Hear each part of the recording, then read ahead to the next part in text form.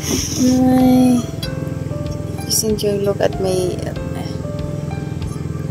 kahiga ako sa buhangin. So, eto siya.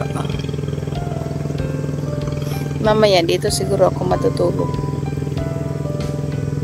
Dito siguro ako matulog kasi para mas yung mawala yung stress ko. Tapos dito ako. Ayan, ito yung tripod ko.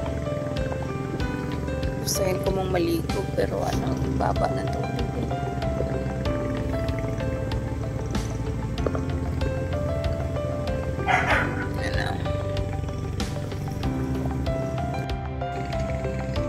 Just enjoying the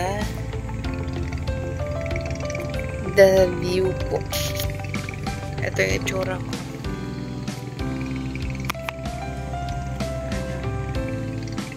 Pero madumi-dumi ng ng dagat. Tapos nasa sandbar lang ako nakita.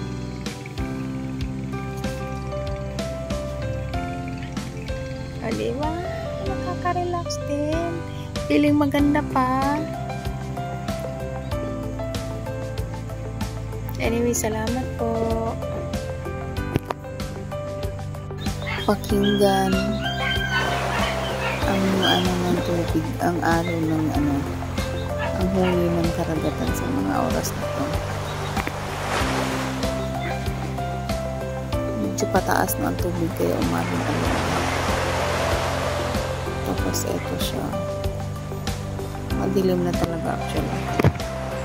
Sa mga oras nito, nandito pa rin ako sa baybayin. Tapos pinagmamasdan ko pa rin yung kapaligiran.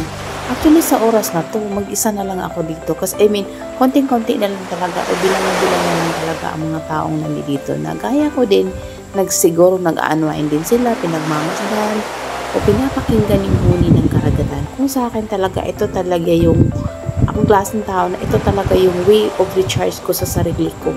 Sa simpleng ganitong pagtambay sa dalampasigan, sobrang nare-recharge, sobrang nare-relax yung utak ko.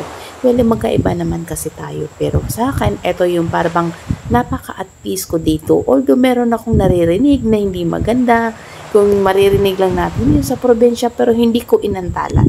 Anyway, salamat sa panonood. God bless po. Ingat!